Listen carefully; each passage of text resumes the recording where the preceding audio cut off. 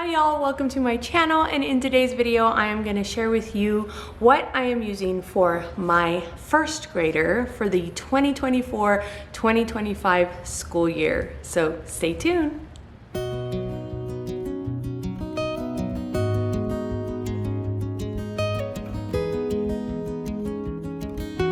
Okay, well, if you're new, welcome to my channel. My name is Dina, and I am a homeschooling mama of 5 kiddos, 10 and under. And on this channel, I share my passions for Christ, for homeschooling, and for encouraging mamas in their faith and in this amazing season of motherhood. Yes, even in the summertime, it is an amazing season of motherhood. So if you'd like to join me on this journey, then click the subscribe button down below, and don't forget to click the little bell icon next to it so you know whenever new videos pop up. You can also follow us over on Instagram at Dina_pursuing_peace. Okay, you guys, well, I am going to flip through some of this curriculum for you guys for my first grader. This is my 4th child. She is going into the 4th grade. I'm sorry, not the 4th grade, the 1st grade. And I just can't believe it. I can't believe my babies are growing up and they're getting bigger, and it's a little bit scary but exciting at the same time. You know how that feels. And what I'm going to do is I am going to flip through some of this curriculum for you so you get a chance to see the insides of it. And I'm going to show you today what we're going to do for language arts and for math, and for handwriting, because those are the 3 things that we do that I individualize for my kids, that they each are on different levels. But as far as science and history and art, I think, I don't know, all of the Bible, you know, all of those type of things, then we do it together as a family, and that will be a separate video where I'll show you what we're doing for our family subjects this year. And I just want to apologize for the lighting. I don't even know if you can tell on the video, but we are in Arizona, and it's monsoon season. So right about the middle of the day, anywhere after 12, we get clouds coming in, which is amazing. It is so amazing. My air conditioner thanks the Lord for monsoon season, because it can get, oh gosh, it was getting over 100 degrees here, and then finally monsoon hit, and now we've got some relief from the heat. Praise God, because I was getting really hot. I was getting so hot, and so praise God. So, like, I don't know if you can tell, there's shadows over here, and I was trying to figure out where to do this, where the lighting is fine, because we've got a lot of cloud cover over right now. But it should be fine. It should be fine. But if you live in Arizona, we live kind of like in a high desert, and so we get decent monsoon seasons here, and I absolutely love them. All right, guys, I normally have a lot more to say at the beginning of these videos, but I don't really have anything to say right now. So without any further ado, I'm going to turn the camera around. I'm going to show you what we've got for our first grader. All right, you guys, so the first thing I'm going to show you is handwriting. This is level 1 from the Good and the Beautiful, and we've been using the Good and the Beautiful handwriting for a long time now, and we just love it. It's just so simple and easy to use. The book before this is one of those like half books, like the K book, so I think she's going to be excited to have like a full book for handwriting. Let's see, here's some copy work, here's some tracing, and then they go into print, and where they really start to can you hear that thunder? That it's monsoon season here, guys, and I love it. This is where they really start to form their letters, learning, okay, we need to form our letters a little bit more correctly. What I usually do is I will go through and tell them, okay, do 1 page of handwriting. Sometimes my kids like really love to do the handwriting, so they'll do multiple pages. It just depends. And I like that there's this up here where it says write your first name 2 times. So there's first name, and then I think at some point it starts to ask them to do the first and last name, which is great because I always forget to tell them how to spell their last name. Always. So this is usually how it works. You've got some print work up here, and then you've got an activity that just kind of enforces good handwriting. And I'm going to show you the page here. So this is usually, here's an evaluation. So here's the very first evaluation. You go through and you see which letters they need a little bit more practice on. You demonstrate it for them right here, and then I tell them to write it as many times as they can in this section. And it says to watch the child as they write it. And so then you can help them out. So I do like that there's, every once in a while, there's an evaluation where you need to actually sit and watch the child and correct handwriting. But I like that it makes it fun, because handwriting can be difficult. Sometimes I'm not sure about my fourth child who is going into this level. She always writes her words backwards. I don't know what that is. And I told her, and then once I tell her, then she's like, oh, okay. And then she does it forward for a while, and then she'll start it again where she'll write it backwards. Even her name she'll do that too. And so, so we'll see how, if she enjoys this or if she has a little kind of struggles with it a little bit more or whatnot. But we've really enjoyed it. Another handwriting that I really enjoyed from before was a reason for handwriting. That one got a little bit repetitive. So you can see here, the activities are different every day. So it's nice to have kind of a variety. But I go back and forth between, well, maybe I should try a reason for handwriting again. But I don't know. That was, gosh. Oh, look, there's like a little congratulations at the end. That's really cool. A reason for handwriting, guys, was pre my YouTube channel. So I used that only for my very first child. And we actually also used handwriting without tears for my boy. But then again, it got to a point where oh, I don't know if this is working anymore. And then The Good and Beautiful came out with their handwriting, so it worked out perfectly. So this is what we're using for my first grader. There's no cursive in here, just so you know. Cursive doesn't start until level 3 in The Good and the Beautiful. So if you're looking for a cursive handwriting, then I would probably suggest to try something else. Okay, the next thing we have for my little one is The Good and the Beautiful Language Arts Level 1. And guys, I have a whole flip through video about this one. So instead of making this video super long and just kind of doing the same thing, then I'm gonna just leave it linked up here. I think it's up here. Where you can go check it out. I'll also leave it linked down below, and you can check it out there. But I'll just kind of give you just a quick overview and a quick little flip through. Let's look at this very first lesson. So the language arts from The Good and the Beautiful incorporates videos also. They have a homeschooling app, and you can go to their homeschooling app, and the curriculum will guide you as to when you need to use the app. I like that they incorporate art with everything. Everything is right here. This is what I love about The Good and the Beautiful. I always tell people when they're just starting out, just use The Good and the Beautiful, because it guides you. It holds your hand. It tells you exactly what to say. This is independent practice. But look, it says right here, read to the child. And then you just read it to the child. That's it. Easy peasy. Lemon squeezy. Did you see that lightning? I just love it. It is so easy, guys. It is foolproof. You can't mess it up. If I can do this, anybody can do this. It is so great. And so you would do the lesson. Now I'm going to show you up here every time, in every lesson, it reminds you to read the reading booster cards and books for 5 to 10 minutes. I usually set a timer for 5 minutes, and we'll go through these books. Now these books here, this will last you, I bought these books probably about 2 years ago when they first came out, and they've lasted for my kids.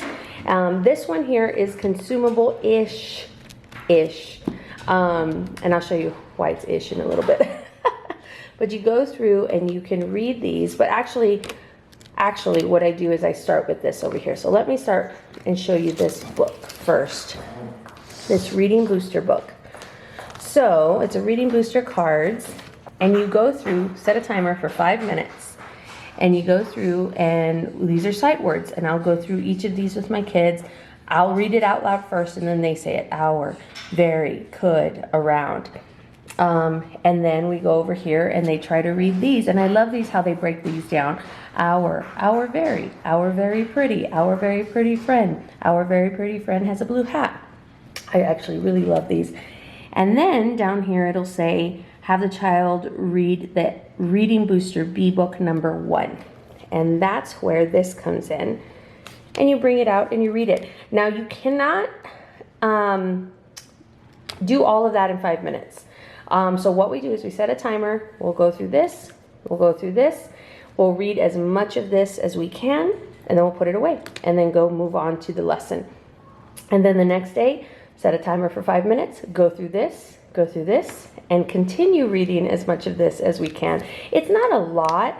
It's just that, you know, it's a lot for 5 minutes. You can see here, like the sentences aren't very much. You see, we play around. The sky is very blue. So, and this is one. Yeah, this is one. And so we keep doing that. And usually by the end of the week-ish, maybe 3 or 4 times of her doing this, she's got this down. She can do this pretty well. And we have read through this at least once or twice. When I feel that she has mastered this, then, and we have finished reading this a few times, then she can go and put a sticker on her mastered section here. And all the stickers are back here. And this is why I say it is consumable, because it comes with the stickers here. It also comes with this like little thing here, a certificate. So one way that you can do this is, like, I don't know, say they color it instead, and maybe then you have your next kid do the stickers. Or you can do the stickers and maybe just get some other round stickers and put those stickers on top. You can do whatever you want, because other than that, oh, there is something else. When they get to the end of a section, so they get to the end of a section and then they have a review. So you go through and you review these cards and you check mark them. And then the child gets to do the maze, which is really neat. Again, if you want to use this book for multiple children, then just make a copy of this page and then you're good to go. So really the only thing that's consumable are these stickers and then these things. But this book is not very expensive. You can get a new one every year, and it's not that bad. And again, I'll leave it all linked down below so you can check it out. So let me put this aside here. That's basically how those work. And let me kind of flip through this a little bit more. Again, I have more of this in my other video. Here's one. I remember this. This is where they paint and they learn about tints and shades of color. Tints versus shades. Oh, that's a fun little craft that they do. Oh, I remember that one. Oh, first grade is fun, guys. Oh, second grade and third grade are really fun too. They're just, you know, they get older, and so less crafts and more, you know, I don't know, other things. Oh, but definitely very good. There's more art in the next levels, like watercolor art and stuff like that. Here they're still young and just learning. Oh, so cute. Each of these lessons, I usually set a timer for 15 minutes for my first graders, and we just go through and we do as much as we possibly can. If we don't finish a lesson, then we don't finish a lesson, and that's fine. Let me show you this. So this here, every once in a while, you'll come across this. It says Reading Booster 22 card. You have to make sure he or she has at least mastered card 22 before you start this lesson. And normally, sometimes guys, normally my kids are ahead of this, especially if you're doing it for 5 minutes every day. But sometimes, every once in a while, this will match the card that we're working on. And I will just do the lesson anyway. And it has seemed to work out just fine. Because it goes through the concepts that they're learning in the other ones. Whoa, look at this. So cool. And this is like a video right here, which I love. It's audio narration, so it's just audio. and they go through, they're probably talking about the color wheel, and she goes through, it's usually Jenny Phillips, and she goes through and, I don't know, talks about all of the different art things that I can't think of any right now. Oh, but this is such a beautiful curriculum, and it does a whole mess of stuff, guys. It's got phonics, writing, reading, grammar and punctuation, spelling, literature, geography, and art.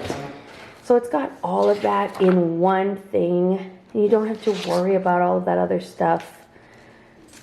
I really do enjoy this. I really do enjoy the good and the beautiful.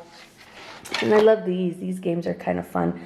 It's spelling, but in a, like, they're spelling the same word in a bunch of different ways. So they're tracing it here, or they're saying it and they're tracing it, and then they're finding it in here 3 times, and then they're filling in the missing letters. They do that a few times in this curriculum. See, here's another one here. They learn about homophones. They learn about, I don't know, man, capitalization. Here's capitalization and punctuation. That's a pretty big one. Look how beautiful. Just full page artwork. It's so good, guys. And it's so much fun, and it's so beautiful and colorful and creative and easy. It's easy for you. But the children learn a lot. We have used the good and the beautiful since my oldest was, you know, in kindergarten and pre-K. So, oh, look, guys, I love this one. It's where they write a letter to somebody and you actually send it. It's helping them learn how to mail stuff and, you know, stuff that you might forget to teach your kids, which I know I do. I forget to teach them some of this stuff. But yeah, and it's got assessments in there every once in a while. Here, let me show you this last one. Artist study, that's so cool. So it's got assessments like this, where you just kind of review. It's a reading assessment. I believe you time the child to see how long it takes. And then they just have to do this purple section. Here are the spelling words that you quiz them on. And then if they need review in certain areas, then you can use this yellow orangish section over here. We usually just need that purple section. So yeah, so I'm so excited for her to start this new one. She's still in level K and we're going through that strong, but I'm excited to use these. And then something else I wanted to show you to kind of go along with it. These are kindergarten books, and we have the other version of these, but this is Bees and Trees. And they are, here, let me show you the back book first. So it has 4 different books, but in each book has, I think, 10 stories, I think 40 total. And each book focuses on different things, like where the S says Z, and then here are the different, you know, things, letter chunks or whatever that they focus on here. The long I sound and stuff like that. So these are really good. I really loved the beginner books that the Good and the Beautiful used to have, because you can read them with their children, and I just really enjoyed those. But these are really good too. I wanted to give them a try. And whenever I tell her, okay, she needs to go read for 15 minutes, these are usually the books that she will pick up. So here are like the other ones that I was just telling you about. These are the ones that we've had for a while. Let me show you the back. So these are the ones, again, okay, it looks like it goes through the same concepts. But, well, there's no but. See, there's book 2. So she would ideally go through book 1 first.